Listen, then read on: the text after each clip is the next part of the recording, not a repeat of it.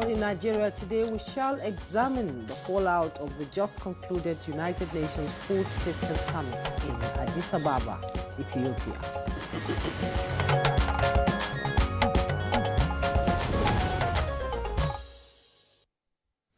The United Nations Food Systems Summit, UNFSS+4, was held in Addis Ababa, Ethiopia from July 27th to 29th, 2025. And that's right. The summit focused on accelerating the transformation of global food systems to make them more sustainable, inclusive and resilient. Key objectives included advancing food security, promoting sustainable agriculture and driving inclusive economic growth. The event brought together global leaders, including heads of states, representatives of multilateral organizations, and youth agri-food entrepreneurs. Well, deliberations centered on the progress made since the inaugural 2021 Food System Summit and on charting fresh pathways to build resilient and equitable food systems across the world. You're right, Jumai. The summit also featured ministerial roundtables, high-level panels, investment, dialogues and stakeholders' engagements. One of the major outcomes was a renewed commitment to unlocking investment and enhancing accountability for transformative food systems action.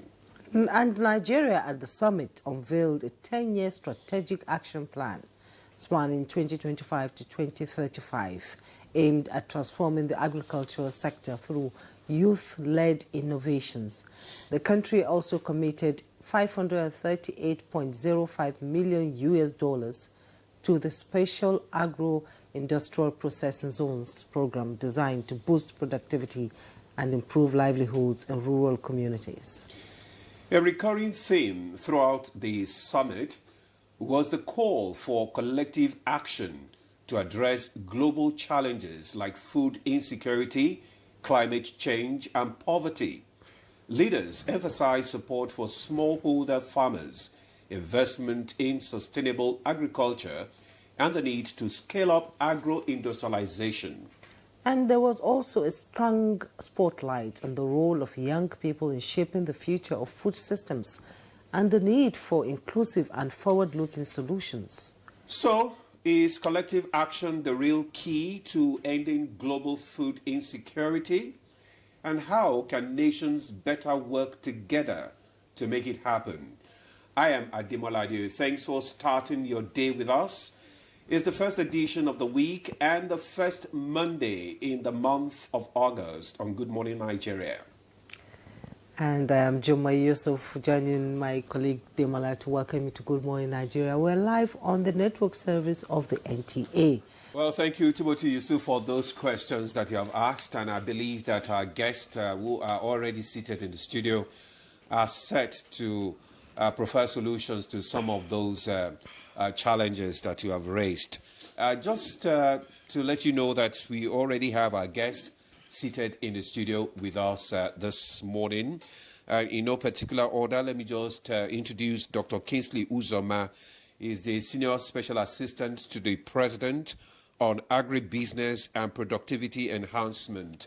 Dr. Uzoma, it's good to have you join us again this morning. Good morning, sir, and good morning, Nigerians. Thank you for having me again. All right, thank you. Dr. Sojo Faniron is the National Convener, United Nations Food Systems, Nigeria. Dr. Faniron, you are welcome to Good Morning Nigeria. Thank you very much. Thank you. Good morning, Nigerians. And we gather that you just retired on Friday. Yes, sir. Wow. That's congratulations to you. Thank you very much. We do hope that all these years that you have accumulated skills and knowledge will be put to good use. Definitely. For the nation. For the nation. Anyway, the SSA to the president is here, so they will still make good use of you. So Yes. they're not leaving the system. Of course. Okay, Juma. Yes, and we also have seated here in the studio Engineer Maharuf Olalekon Ajeni Fuja, that Technical Assistant on Partnership and Collaboration to the Honorable Minister of Agriculture and Food Security. Thank you so much for having me. Thank you so much, Good Nigeria. Thank you so much. It's good to have you join us. Thank you. All right, so let's just commence our discussion on the fallout of the UN food systems. And I'm going to start with Dr. Faniro, since you are the convener, United Nations Food Systems, Nigeria. Can you just tell us, in your opening remarks, the key takeaways, from the summit, and how do they align with global food security system? Yeah, thank you very much. Ordinarily, in the course of attending the second stocktake of the United Nations Food System Transformation in Addis Ababa, the first stocktake took place in in Rome. Unfortunately, it was the time the current administration was coming on board, and without even knowing, the president just declared emergency on water and food security, which aligned with what we have been coming up with. And at that point, the government picked this initiative, and the first summit was actually led by His Excellency, the Vice President, Senator Kashim Shettima, GCON. And this time, and unfortunately, he also led the delegation, and that gave us the type of recognition, the global recognition on the commitment of the federal government of Nigeria to food, nutrition and food security. Okay. And at the global level, they are not just looking at us as nobody. Nigeria is now saying if the vice president were to attend such a magnificent global event, it gave us a very good honor. Even in 2022, 2023, we were giving two high-level events. As Nigeria, no country had it. This time, because of the competition, it was too competitive. We were giving only one event, which was chaired by the Honorable Minister of Agriculture and Food Security. It was marvelous. All the agencies, executive of all our partner agencies were in attendance. It was beyond our imagination. So the takeaway from this year's summit was that we need to be more focused on promoting our youths in the food system. Okay. Because some of the initiatives that are already on ground by the federal government of Nigeria on agribusiness promotion is actually coming from the value chain developments. And Nigeria is already embedded. Nigeria is already in the value chain with our partners. We have the Value Chain Development Program, which is being championed by the Federal Ministry of Agriculture in collaboration with all our credit partners. Let's say the World Bank, the AFDB, African Development Bank, the IFAD, International Fund for Agriculture, and even the state governments. And we also have the promotion of special agro-industrial processing zone. That will tell you that we have moved food system implementation in Nigeria from talking to action. And I can assure you that the people, my colleagues here, will bear me witness that government is not taking the issue of agribusiness with levity. So the growth of agribusiness is one of the takeaway. And that growth is actually put in the hand of our youths and women. The Value Chain Development Program as women, our youths, I can assure you that even the Vice President was able to speak to our youth in Africa because there was an event that was organized. That brought all the youth in Africa together, the youth in agriculture, agri-system. Come and see the wonderful things that these youth were doing. They are doing all over the country. They were made to speak, even in other countries too. See what they are doing in Kenya, in Zambia, South Africa. So Nigeria now excel as one of the countries that is actually putting youths at the forefront of our food value chain. And the women too. And this inclusiveness matters a lot because even in the course of the implementation of the food system transformation in Nigeria, the strategy, all the 30 states of the Federation, I always say it, they are involved. As I'm talking to you now, each of the geopolitical zones, because we are using with decentralized coordination, and we will use one state in one of the geopolitical zones, or in addition of another state sometimes, to bring all other states together so that they will all speak together on agri-food system transformation and even nutrition. So the takeaway from this year is that the growth of agri-value chain is critical. in recognition of our youths as the symbol of sustainability is critical. And also the leadership provided by the government of Nigeria is nothing but a talk of the town in the global community. As I'm talking to you, Nigeria is one of the first 20 countries among the member countries of the United Nations that is recognized as the country that is actually championing the implementation of the food system transformation pathways in countries. So Nigeria is recognized as moving forward, and the outcome is not a surprise to us. The outcome of the summit is not a surprise to us because we are already on track. Okay. It's just the sustainability that we need to do, and it is going to be sustained because if you see the commitment, if you see the leadership of the Honourable Minister of Agriculture in the course before the Vice President arrived, then when the Vice President arrived, he took everything over, and most of the relevant sessions, he presided over them and he spoke effectively, even on food sovereignty in Nigeria. Okay.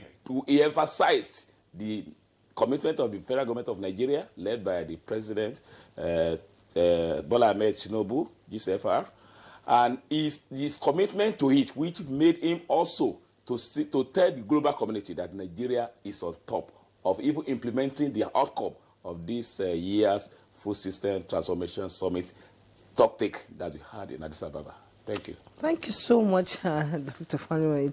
You sort of opened the floor with so many issues, and Nigerians, Nigeria took an active role in the Addis 2025, and we all know that from the first summit, this is the first time it's happening in Africa, with a huge crowd of almost 3,500 participants, from women and youth to civil society, government officials, and all. So what was our key commitment at the summit? Engineer Maruf. Yeah, thank you very much. First of all, I would like to appreciate His Excellency, the President of the Federal Republic of Nigeria, President Bola Ahmed Tinubu, GCFR, who delegated the Vice President, Senator Kashim Shettima, GCON, to lead the high-profile delegation to Addis.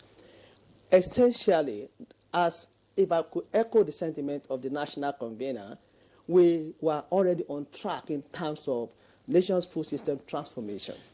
But when we got to Addis, it's a platform for us to showcase what we've been doing in terms of partnership and collaboration, because we realize that we need a fortune to actually make it happen.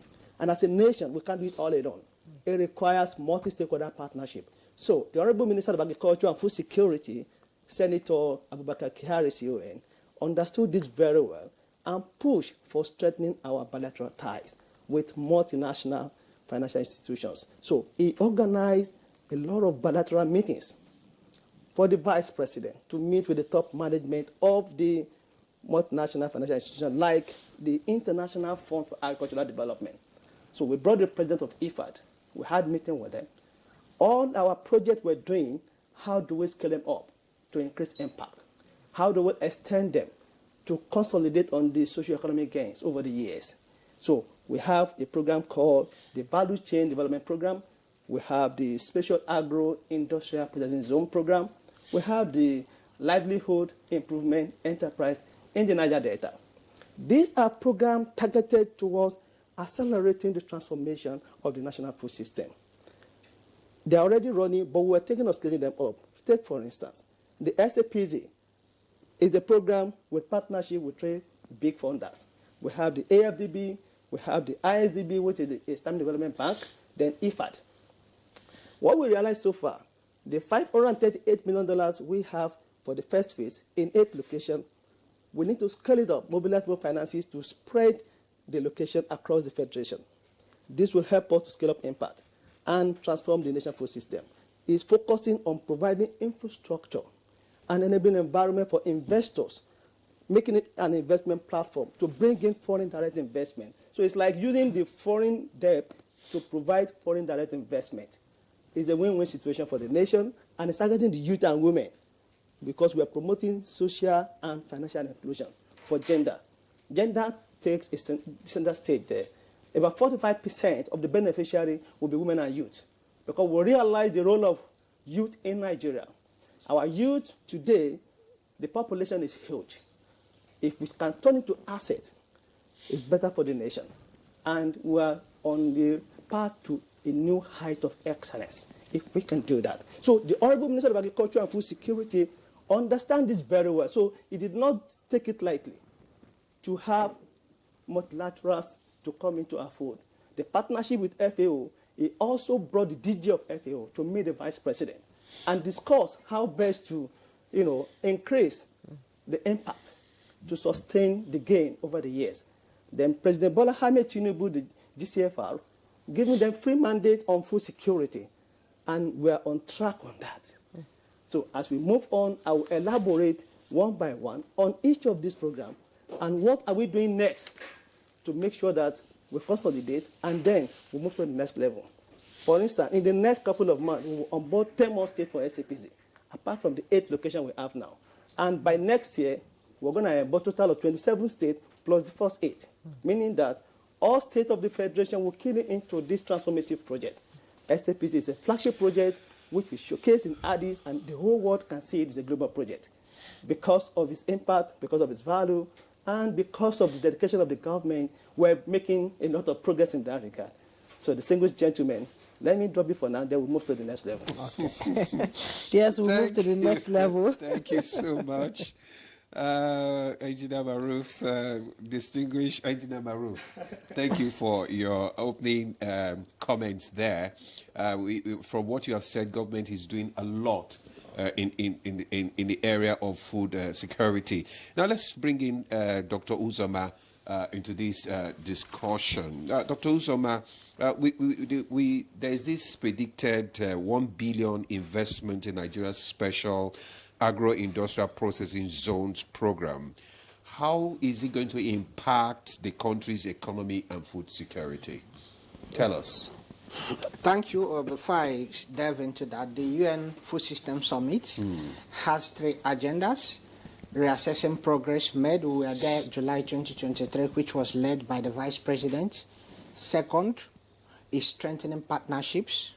Third is unlocking capital and investment to accelerate food system transformation in Nigeria, globally. So, with respect to Nigeria, is Nigeria. So, with respect to the question you asked, I will link it to these 3 objectives of the UN Food System Summit stock-taking event, UNFS +4.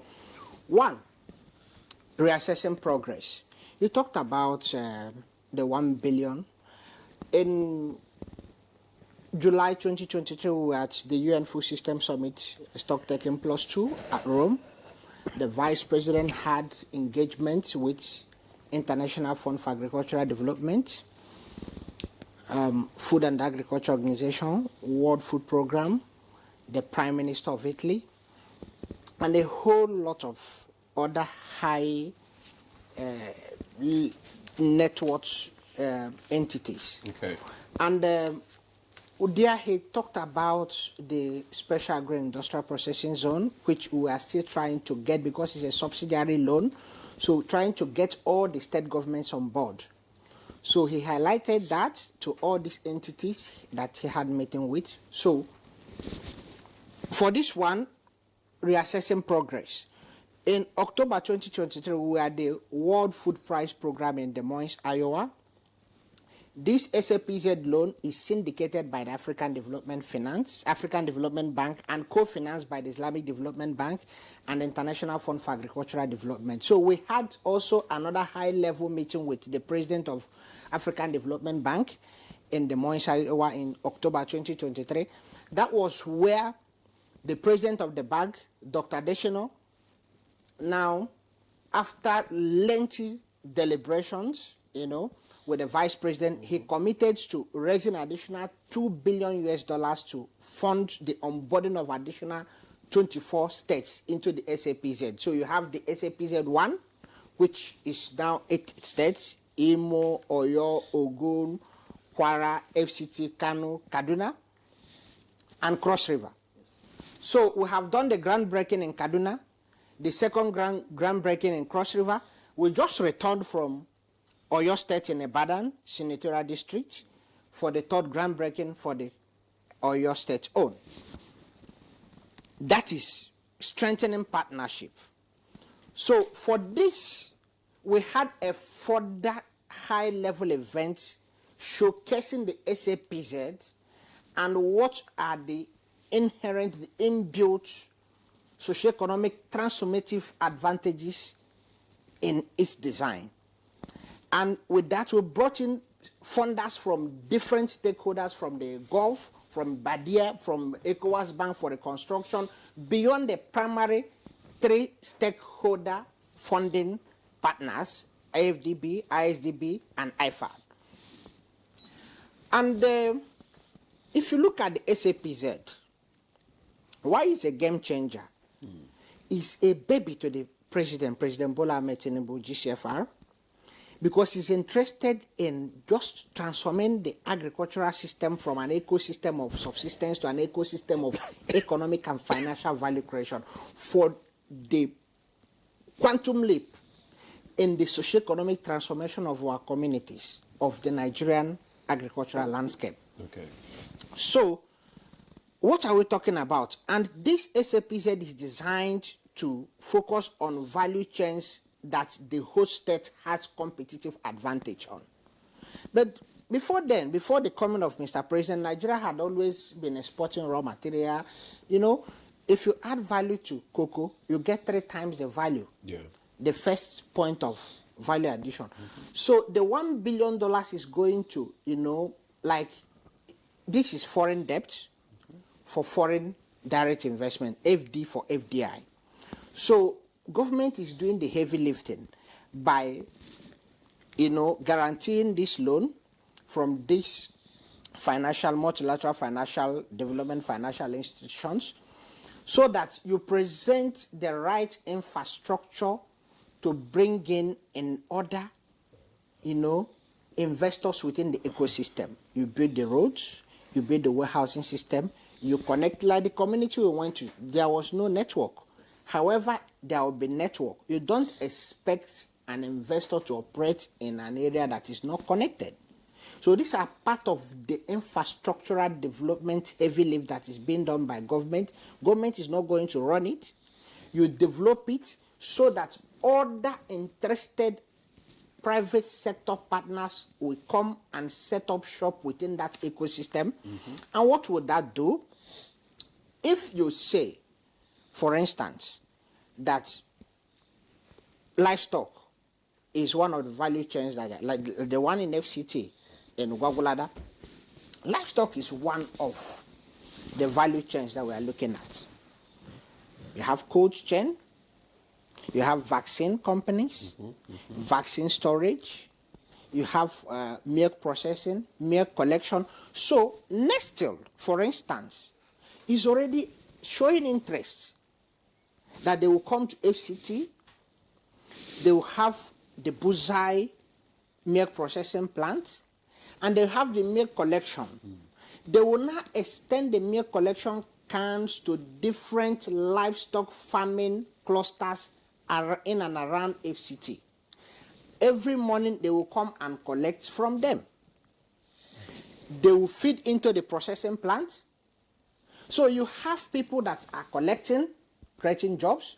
You have the farmers that are nomadic will not be sedentarized, so that every morning they will know the collection point. Somebody will come to collect and pay them. You do financial inclusion, because the company will not pay them cash. The company has to pay them through bank transfer. So you are formalizing the informal sector. It has socioeconomic and security angle to that. You know who these farmers are. You know the financial transaction that goes around them. Okay. And also the government revenue collection system will not be shortchanged.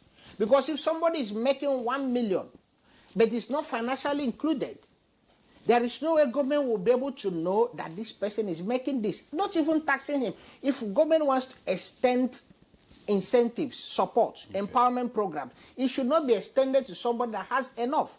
So when you do this financial inclusion, you are bringing the informal sector into the formal sector. It helps government in policy and planning. Dr. Fanny Ron just retired from Minister of Budget and Economic Planning. Part of the major limitations they have is lack of access to data. This also helps to solve that. It helps to solve security angle.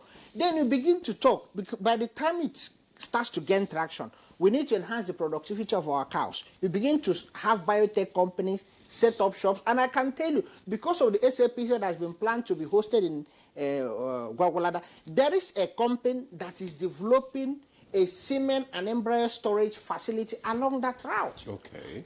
Ordinarily, they wouldn't have been interested to come. Why they are investing there, where they will set up the advanced lab, they are waiting. The moment there is a groundbreaking and offtake of the SAPZ in FCT, they will now have the phase 2 of their intervention, where they will now have the maternal distance for the embryo transplant. Okay. Because they will produce the embryo, they will superovulate the cows, use the semen to fertilize them in vitro, and store the embryos. So now, they will now go to that SAPZ as the shop to sell the embryos to their clients. Who will be the clients? The small-scale farmer that is producing 1 liter per day. Okay. There is market for that. Whereas the embryo of these highly improved and tropicalized dairy varieties can produce between 25 to 35 liters per day. They will be coming there. This is another business activity that is going to set up there. This is just one part of it. They also have other components, sesame, soybean. The soybean component, because of the enhanced transformation within the livestock ecosystem, the demand for soybean cake, for feed meal will be high. The demand for alternative feed resources will be high. We came here last time to talk about cassava. That will also help to key into the cassava production because of the high calorific content of cassava, starch content, and the yield per hectare. So it's a holistic package that Mr. President, out of his very exceptional prowess for designing, making very complex things less complicated and simplified, just for the upliftment of the socioeconomic standard and well-being of Nigerians, has keyed into that, is being driven specifically from the presidency. Okay. Dr. Maruf is advisor to the Minister on Partnership, knows we have a whole lot of bottlenecks from the governors signing, the subsidy, because this loan was indicated for the 8th. So if anyone pulls out, they cannot go forward. It was leveraging the convening platform of the presidency, spearheaded by Mr. President, President Bola Ahmed Tinubu, and supported by the Vice President, Senator Kashim Shettima, to drive it, to get the governors to explain the intricacies, the financial intricacies, simplified it to them, before them, and ask them the strategic messaging communication framework to be able to sell it to their respective houses of assembly for the passage and the support and the constitutional mandate to sign and key into this highly transformative project. Are the governors buying into it? Yes. We started with 8. In fact, you had the senators and legislators from Northeast complaining that they were excluded because in the first phase, this ordinarily wasn't explained. Because in communication, strategic communication, you have to simplify highly complicated information to be easily accessible and assimilable by the people, the recipients. So the president and the vice president worked together with the governors. I wouldn't want to mention the governors that proved very hesitant, but those governors now, initially, they are now even asking for, they want to have the SAPZ2 in their states. The houses of assemblies, the National Assembly members from those states are asking. You were aware when they had a television chair that they were, so we now told them that no, this administration is working to carry every part of this nation along. That brings me to the third point, unlocking finance and capital to accelerate food system transformation in Nigeria. In July 24th, 2003, when the president represented Mr. President Bola Ahmed Tinubu GCFR in the UN Food System Summit that was held in Rome, he met with IFAD. The IFAD president enumerated the benefits of the programs, the value chain development program being implemented in 9 states: Enugu, Ebonyi, Anambra, Benue, Niger, Nasarawa, Ogun State, Taraba, I have not mentioned one state in the north, Kogi, Niger, Nasarawa, and Benue, 4. 3 in the southeast, 1 in the southwest, and 1 in the northeast. It's a $334 million package, but because of the bureaucratic delays in the implementation, most of the funds has not been exhausted, and it was highlighted that we may have to, at the expiration of the program, not expend all the program. And we saw live beneficiaries of this program sponsoring themselves from Nigeria to Rome to come and present the benefits of this program. Okay. And more than half of the beneficiaries are women and youth. So yes. The president, the VP, asked them about the livelihood improvement family enterprises in the Niger Delta states, and then asked them, why are you not implementing in the north? Okay. That gave birth to the design of the VCN, Value Chain Program in northern Nigeria, which will be Borno, Bauchi, Yobe, Kanu, Zamfara, in the northwest, excluding Kaduna, 9 states. So when these legislators asked that why were they excluded? This government is not carrying them along. Mr. President asked that they should be enlightened that we are working to get a program that will be specially dedicated to Northeast and Northwest, as the previous packages and interventions did not consider them. Okay. And that has been, we are still having 1 or 2 bureaucratic administrative bottlenecks to actually kickstarting and signing the loan program. We have signed the roadmap for implementation.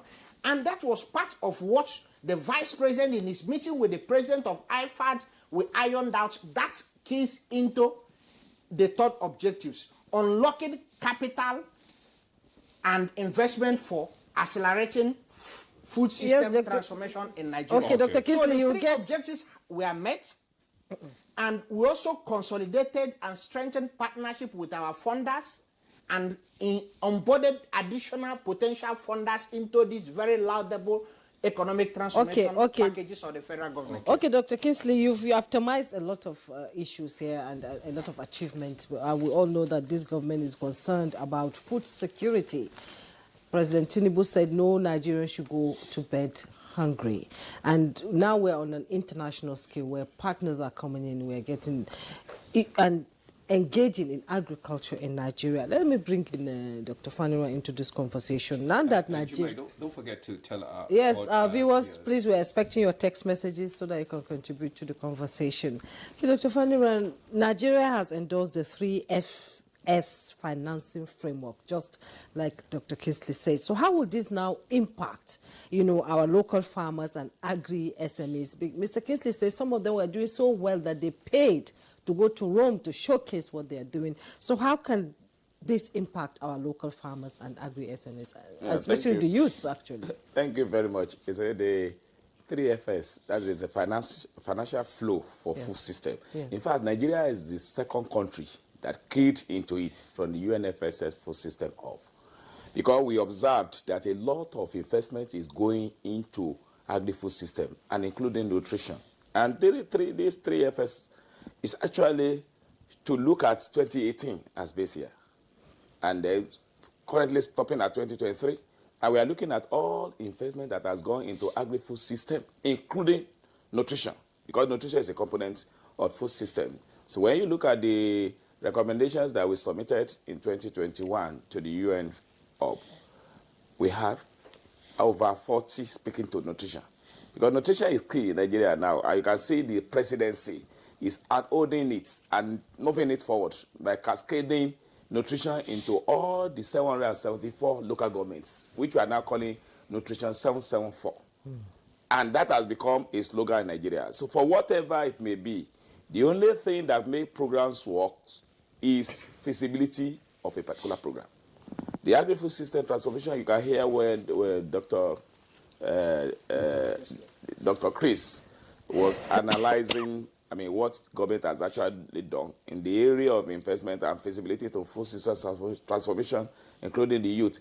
So the 3FS is actually a strategy to enable the global community knows what the government of Nigeria is investing in the food system.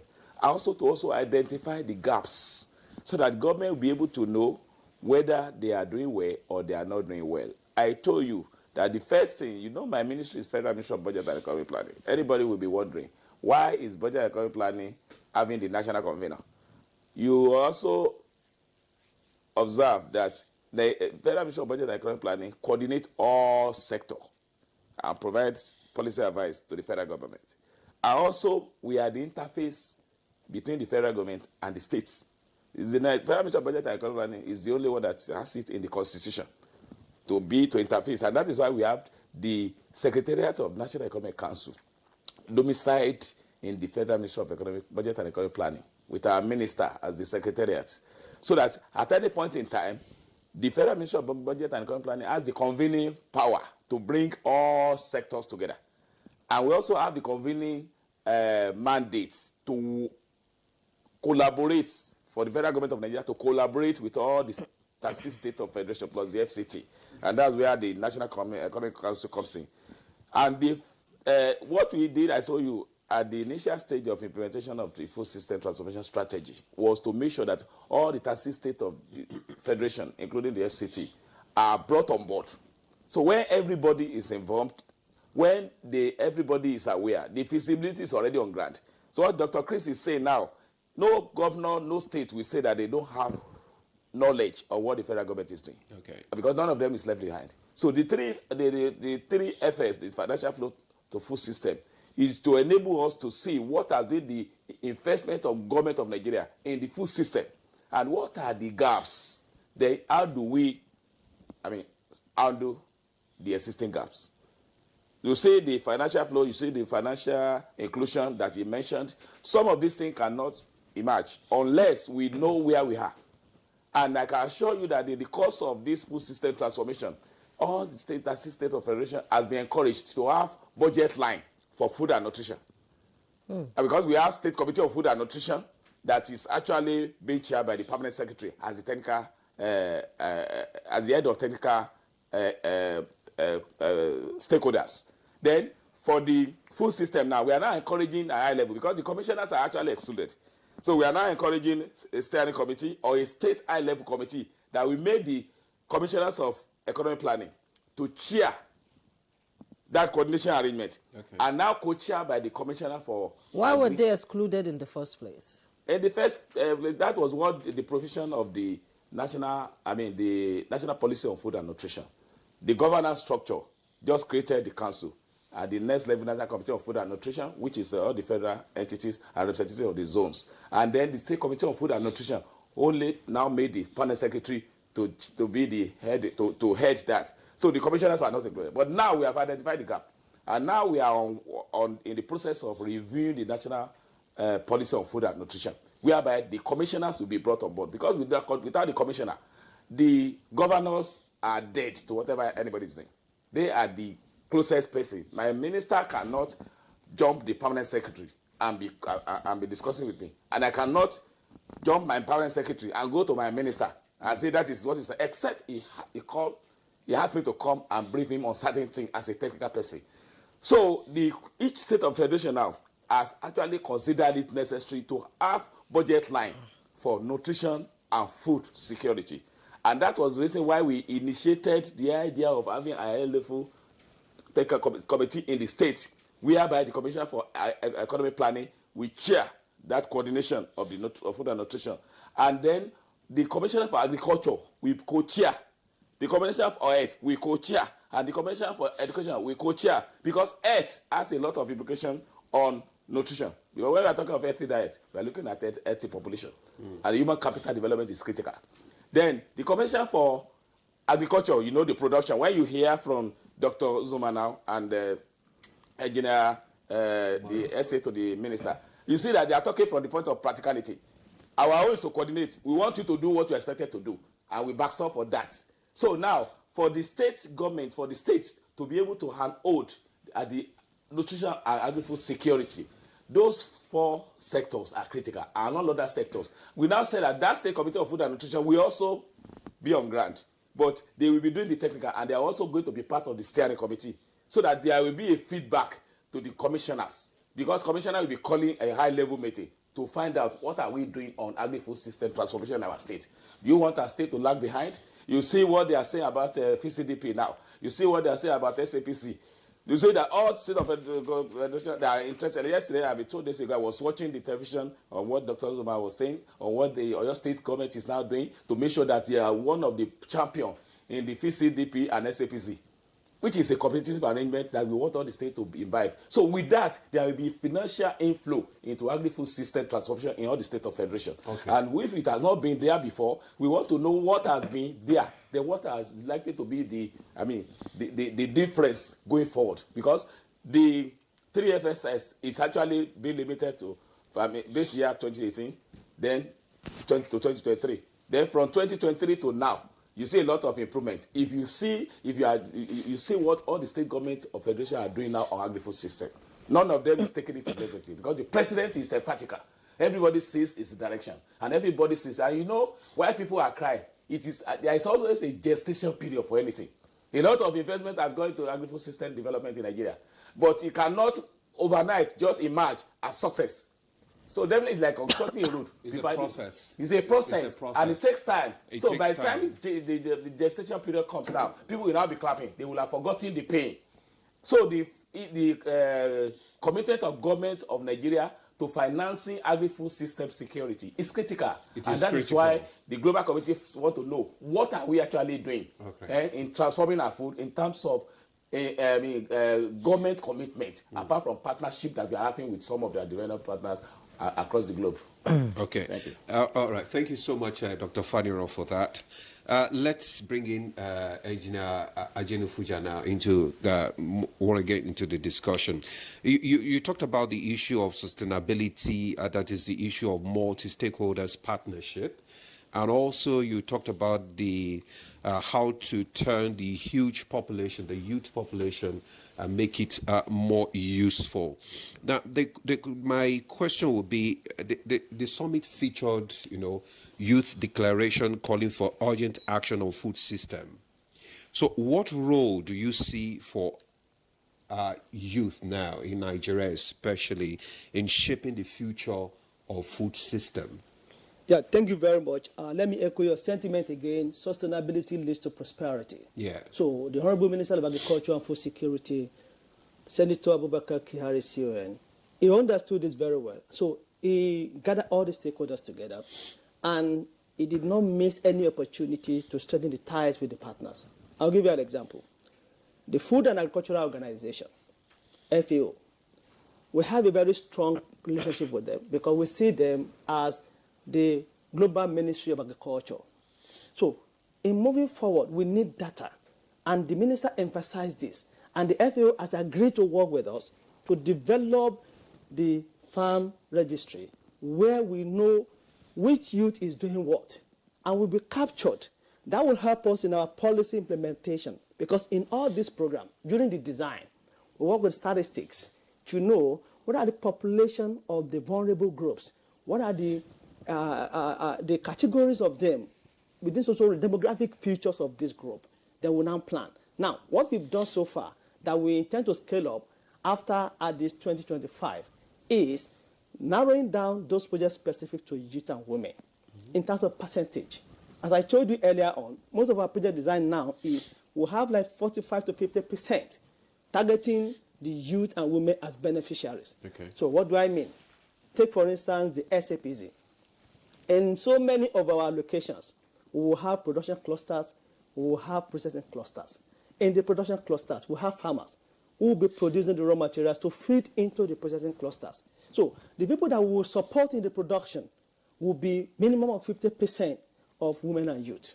And in the processing clusters, we will have the small, medium, and large-scale enterprises, the agro-processing investors. The people that will submit and will support more in terms of category is basically 45 to 50% of women and youth. Okay. Now, let me echo the sentiment of the national convener that no pain, no gain in his closing remark. We had a groundbreaking yesterday, and day before yesterday, in Oyo for SAPZ.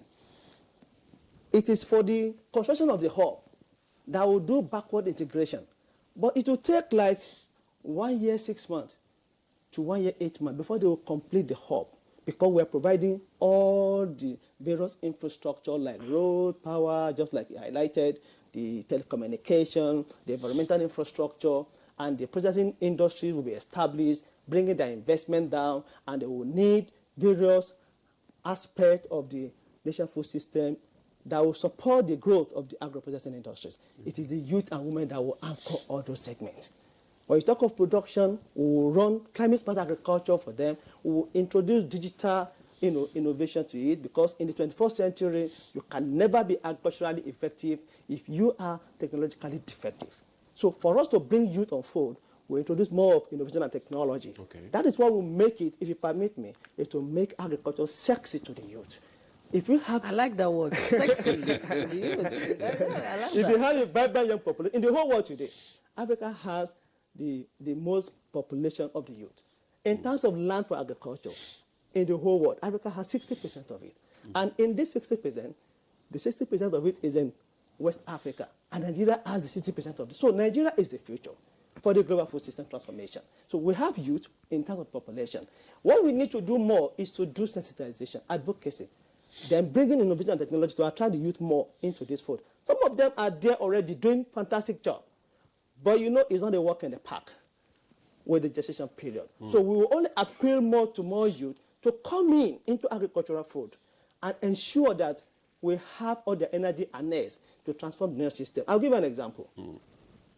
My son graduated from secondary school, and I encouraged him to go and study agriculture. That is where the future lies. So beyond the rhetoric of talking, there is future in agriculture. And by the time we're able to create all these projects together, we open up more opportunity for people. We will be able to expand the size of our middle class as a nation. Some nations have over 50 to 60% of the population now as middle class, but we do not. But we have a chance to do that. And that can happen if we implement all these programs efficiently well to transform our nation food system. Now, that is for SCPZ. We have the VGDP already ongoing. They started with 6 states. Now, they expanded to 9 states. The 3 additional states added were Nasarawa, Kogi, and Enugu, making it 9. Now, the impact has shown, and some of their youth, they came to Rome to exhibit their projects. The success stories, these are testimonials. So what do we do to make things better? You look at those areas where you can do small impact and create the bigger change. So VGDP, SAPZ, LiveND, they are game changers. And they're already on track. But what we need to really scale them up so that we can increase the impact. Bring in more youth on food. Because if we do that, they'll be able to structure their life. Some youth now, they've graduated, they're now 30 years old, they don't know their future. There's no adequate job for them to do. But in agriculture, there's abundant job in it. Okay, there's abundant job in agriculture. Some experts in the agriculture sector said the negligence in the colleges of agriculture, federal colleges of agriculture, has led to disinterest from the youths in Nigeria. So how are we going to revive these colleges of agriculture to ensure that these youths are sexy about it? Very good, and I love that. Remember recently, there was a launch of the Renew Hope Agricultural Mechanization Program, where we have 2,000 tractors launched by the President Bola Ahmed Tinubu, GCFR. Part of the plan we want to do to revive them is we will distribute these tractors and assorted implement, to all the colleges of agriculture, so that our graduates from there, they will be able to practice and understand the rudiment of this, not that they are just using tractor in the bulk. They will operate practically. They will operate it because practice makes perfect.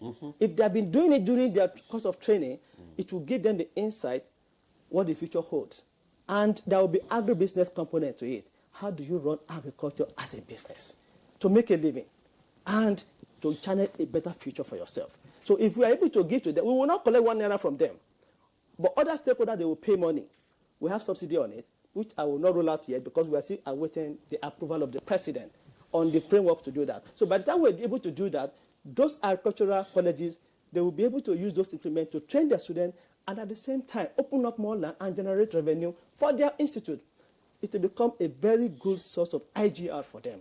So if we do that, some youth will see it as a venture. Like in Rome, a lady came, he exhibited his agri-mechanization businesses, how he started. He got a scrap, he was using that, and later, before you know it, she was able to accumulate more funds and got more tractors. Now she's controlling mechanization activities of over 500 hectares of land. And that is one. And that's a success story. And that's a model to other youth. I'll give you an example. It is just about individuals and the perception. It's about people to see the future in what they believe in. There is no dry place. There are only dry people. I remember very well, as a staff, federal government staff, when I realized that my take-home pay cannot take me home, what do? And I cannot run away, and I cannot go and steal. I went to learn more on practical fishery. How do you incubate? How do you establish archery? After learning, I established my archery, and I put it behind my backyard. Guess what? I was able to turn out a lot of fingerlings and juvenile from it, and I'm still working for the federal government.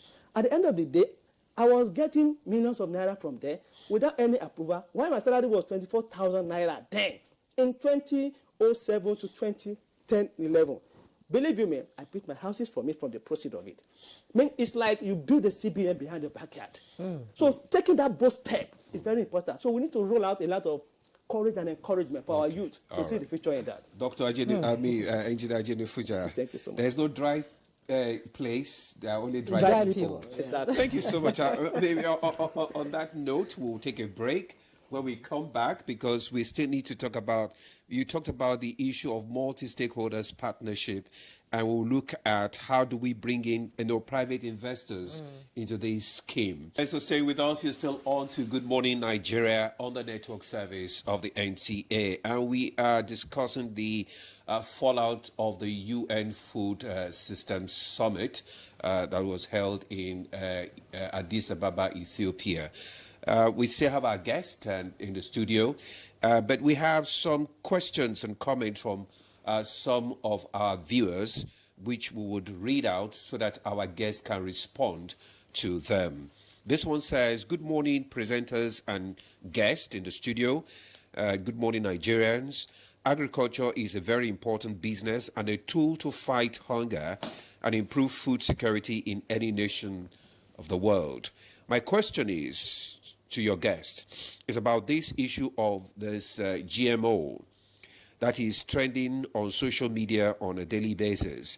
Can your guest please enlighten me, including Nigerians, the truth about the advantage and disadvantage of GMO on the health of African people and Nigerian in particular? Thank you, from Alaji Garko Karu site in Abuja. This one says, good morning. My name is Prince Yusuf Hassan from Kogi. Dr. Uzoma, may God Almighty protect you and your family for the way you talked about food system in Nigeria. I mean, that's one of your guys there. This other one is Ken Peter Tability from Adamawa State. It says, good morning, guest, and good morning, Nigeria. Food items have gone down to an extent. Kudos to the federal government on that. However, the hikes in prices of fertilizers, pesticides, herbicides have remained so. So what is your take on that? Then this one says, good morning. Please, the technical assistant to the Honorable Minister of Agriculture should tell when they are allocating the 2,000 tractors that the President flagged off last month or so. It's long overdue for tractors to be in farm. Mind you, we are in August. And this one is from Douglas Akuba from Nasarawa State. Dr. Uzoma, you want to respond to some of these questions? Well, I will start with the price of fertilizer and pesticides. Yeah. As you all may know, the active ingredients of those agrochemicals are not, you can blend them in Nigeria, but they are not produced in Nigeria. We'll start with fertilizer. NPK is nitrogen, phosphorus, and potassium. The nitrogen in fertilizer comes from urea. We produce urea in Nigeria. Dangote, petrochemical, Indorama, Note Chemical. So we have the advantage. However, MOP and DAP, that's phosphorus, potassium and phosphorus, are imported. Phosphorus from Morocco. That's why you have the OCP in Nigeria. The potassium, either from Russia or from Canada or from Lithuania, they are not produced in Nigeria. So when you factor in the global logistics, the shipping cost, the transportation from the mine to the seaport, the shipping to Apapa seaport, and transporting them back to the blending plants, we have the production capacity far more than any country in Africa. We have close to 80-something blending plants. So these things are purchased abroad, and they have to factor in that. So what would you do to optimize this? I'm always interested in optimization, input minimization, and output maximization. That is optimization. Lagrange, if you're in agric, everybody in university must have done that. So it's by adopting the good agronomic practices. Last time we were here, we talked about the Abayewa farm. He linked up from Ekiti. Abayewa farm is producing between 30 tons to 40 tons per hectare of cassava. The average farmer, the average yield in Nigeria is 6.1 tons. So Abayewa is making between 6 to 7 times more than the average farmer is making, 5 to 7 times more than the average farmer is making. What are they doing? They are adopting the good agronomic practices. When the cost of fertilizer increases, the fertilizer is the input. All what you need to do, the denominator, to see how you increase the denominator to have a higher optimization factor. So, research, follow your extension services. Thank God for internet, YouTube, where you don't have, because remember agriculture is in the concurrent list. The extension is supposed to be supported by the local governments, by the states, and federal government setting the policy framework. So where it is lacking, help yourself, research, find the right planting date. The Nigerian Meteorological District, they are giving you that information. Find the right variety. Because more often than not, people go, when I was growing up in the village, there is a cassava variety, they call it Waba. I used to remember my late mom of the blessed memory. Waba is short. If you can farm 1 hectare of Waba, you won't get what can last you for 2 weeks. But there's another variety that came up. When the variety came up, people, the stem is a little bit reddish. Waba is whitish. People say, this one, is it not the white people? They want to do this, they want to do. It's all manner of unfounded, unscientific, emotion-driven campaign against the varieties that will support you. So my mom tried it in a very little plot. What we got from that plot was like 5 times what we got from a plot that was 10 times the size of that plot. That means the yield was like 50 times more. So the following year, other women followed my mom, collected the stem and planted. Before you know it, it spread. We maintained our fertilizer use. We more than quadrupled or increase yield by 10-fold. So that is the way to go. Okay. This is not under the control of Mr. President. The active ingredient, even the chemicals that are blended in Nigeria, it has active, just like in pharmacy, active API, pharmaceutical ingredients. You have the active agrochemical ingredients which are manufactured. But the president is working. That is why all these value chain programs is doing to set up financial flow for food system so that these things will begin to be manufactured in the country. This is what he's doing with NNPC. This is what the Dangote Petrochemical will do. And every other incentive of the Federal Ministry of Industry, Trade and Investment, together with the Federal Ministry of Innovation, Science and Technology, that's been spearheaded, engineered, designed by Mr. President and given the mandate to the line ministries to implement. Okay. That brings you back. So like maize or rice, you are from the person, the caller was from Adamawa, so you have farmer of grains. Go and look for the right varieties that will give you optimum utilization of optimization of the output from the input. Okay. But if you get stuck in the local one, so if the price of fertilizers remain, you are using a variety that gives you 8 tons per hectare. And they are using a variety that the max, no matter if you pour a trailer load of fertilizer, is going to give you 3 tons. You will not break even. But that person that is using 8 will break even. The same thing I use Abayewa farms are making 30 to 40 tons. Let us take the lower limit. And they say the prices has collapsed to from 150 to 75. So if you are getting 30 tons, the lower limit of their yield, it is 2,225,000, 250,000 you are making. So Even if you spend 1 million making that per hectare, or even 1.2 million, you will still make profit. However, if you use a variety that gives you 6 tons, or you don't follow the right agronomic practices, you get 6 tons and you spend 800,000, you're in trouble. Okay, Dr. Uzoma, I mean, we have other questions here. The issue of the GMO, are you going to respond to that as well? The GMO, like I said, is a conversation that is driven not based on science, but based on emotions and misinformation. I will give you an instance. Everybody is talking about Brazil today. Brazil export of soybean in 2022 was $66 billion. Soybean in Brazil, GMO. Brazil export of maize, GMO. South Africa, well, let's not go far. Within the African continent, South Africans have, we are in the food system pathway. The food security rating of South Africa is higher. It's GMO. The United States of America, everybody is queuing up, struggling to cross through Latin America to enter. It's GMO. But let's not use US. Let's use Brazil, the South-South Corporation. Brazil is the king of GMO. The agricultural transformation of Brazil.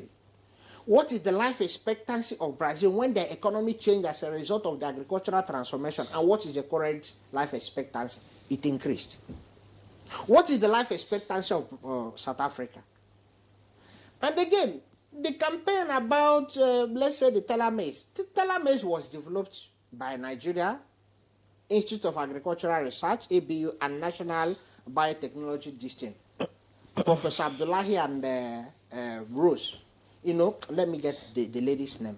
This were developed. Okay. And the intellectual property gene was not hooked or lined before they did that. So I will advise anybody, people are being misinformed. They say, I was listening to one medical doctor saying it's a pesticide. No. There are, every other variety we are using now has been bred to have pest and disease resistance. This is one of the attribute factors for yield distance.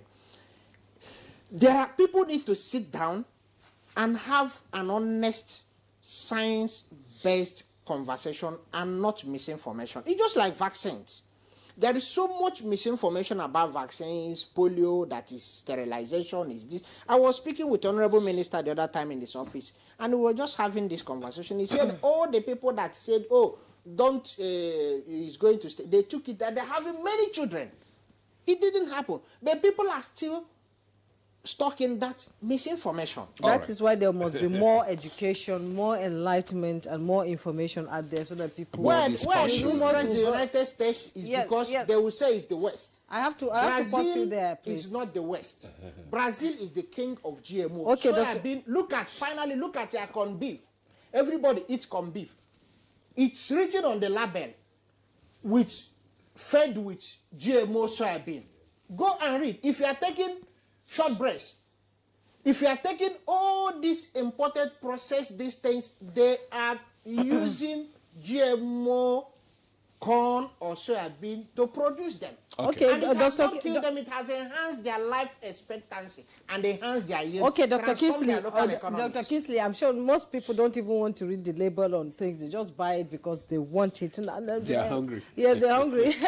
Engineer Maruf, somebody asked a question about the rollout of the 2,000 tractors. Because this is August and the farming season is already on track. So when are we getting it? Yeah, thank you very much. What I would say from my opening remarks would be like, we've done the needful in terms of having a framework for distribution, and we forwarded the request for approval to Mr. President. So now we realize that there are some people who are not actually farmers that may actually get into this fold. So immediately we get a signal, we sat back, we said, okay, let's review this process to ensure that we correct the errors of ages. We don't want people who are not farmers to get access to government interventions. But they call them political farmers. I don't want to use the word political farmers. I work with the politicians, and I don't know tomorrow I may not be a politician. So let's be like, in the choice of word, we're trying to be like be more technical, be more like strategic. Now, when want to establish a system like M&A system, that if we are given tractors out, they are already tracked. We want to ensure that we're able to monitor the tractor, whether they are being put to use or not, whether they are delivering as at when due, whether they are put into in the location where they are being registered to be distributed. Because we want them to service different locations, different communities. And let me tell you, we are not only rolling out 2,000 tractors. That is just the first tranche. In the next 5 years, we have a plan to have up to 30,000 tractors. From John Deere, for instance, we're expecting 10,000 tractors, 2,000 per year. So we've gotten 2,000 now from Belarus. We also have 10,000 from them also. So in aggregate, it's 30,000 in the next 5 years. Now, without saying, okay, let's get it right. If we're able to establish the data that will give us a focus and direction in terms of the people that we're given this tractor to, number one, in terms of how do they impact and increase the tractor density of Nigeria. You know, FAO rule out statistics in terms of the tractor density of Nigeria, that we have a very low tractor density, like 0.2, 0.02, like thereabout. Now, we want to take it up to 1.5 prescribed for us by the FAO. In terms, we have a partnership with them on that also. So if we get this approval and we are done with this process of monitoring and evaluation, like a database, we have a dashboard that we can say, okay, this tractor is not working. We'll reprocess it and take it to another location where it's needed, where it will be more impactful, where we can get a better result. So in correcting the errors of ages, it may take a little while. But as soon as possible, we're rolling it out. So thank you so much. That's my summary. Okay, Dr. Fanyeran, we're talking about climate change, which affects agriculture around the world. And Nigeria is trying to align with the food system, you know, with climate adaptation. So how will Nigeria's journey be with the rest of the world in achieving the 2030 SDG goals? Thank you very much. You know, if you would notice currently, Nigeria is conscious of the effect of climate change. And if you follow the trend with respect to the strategy of the Federal Ministry of Agriculture, the Federal Ministry of Environment, you know, the emphasis now is on climate-smart agriculture. And even by the time we were having an exploratory dialogue on what are the essentials of transformation of our food system, climate action was one of the action tracks. But in most cases, you see, the issue of climate change is a new trend that has caught everybody unaware. Even farmers cannot predict what will happen the next minute now. You see what happened last year in Yobe State with respect to the drought. You see the type of discouragement that kind of a thing can bring. So, but government is not resting on our horse. So a lot of strategic efforts are being put in place. And that's why climate-smart agriculture is now being given priority or preference by the government of Nigeria. The Federal Ministry of Agriculture, the Federal Ministry of Environment, and all other relevant sectors are actually rising up to the situation. And even the global community. Now we are having a request from the UN Food System Coordination Hub now that we should have a convergence dialogue on climate resilience, climate action on our agri-food system transformation, in which Nigeria has keyed into. Any moment from now, we'll have to use our geopolitical zones to conduct the convergence. I mean, collaboration with all stakeholders, the Minister of Agri. In fact, the other Minister of Agri was supposed to be engaged in Addis on this. But unfortunately, there are a lot of packed programs for him, including the bilateral discussion. And the presence of the Vice President was also an issue, that he cannot just leave the Vice President to whatever discussion. So the issue of resilience, climate action, mitigation, adaptation is key and critical to our agri-food system transformation. And I can tell you, even as a Nigerian, we have also joined other African countries to now have a coalition that will be on that. We have the coalition of resilience, local food and nutrition value chain. I mean, that is, we call that in Africa, that we call Africa Alliance. So this alliance has identified Nigeria as one of the critical parts that they will to make sure that the issue of, when we talk of climate action, we are looking at climate education, information, and communication. All right, Dr. The solution is in the back. Can I add to that? There is a government initiative that is specifically designed to address the inconsistency of rainfall pattern and the incessant drought in the country. Under the Renewed Hope Infrastructure Fund, you have the Irrigate Nigerian project. This has never been, irrigation has never been taken as a serious intervention by any government previously in this country. So there is a dedicated line funding for that. It was launched earlier this year in Bauchi, where they are targeting 10,000 hectares. But Mr. President's vision is to have 5 million hectares of farmland under irrigation. Not only irrigation for dry season, because more often than not, you have in-season drought now. So Mr. President has this very bold vision, laudable vision, that he wants to set up the irrigation lines across all the length and breadth of the farmlands in the country, that even beyond the dry season farming, the rain-fed farming, where we are suffering from in-season drought, you operate under irrigation-based supplement to rainfall. Okay, that is a major intervention being spearheaded, designed and spearheaded and implemented by this president. No other president has done that before. Okay, and Dr. Uzoma, I want to ask before we round up this discussion, we talked about the multi-stakeholders' participation in the sustainable food system.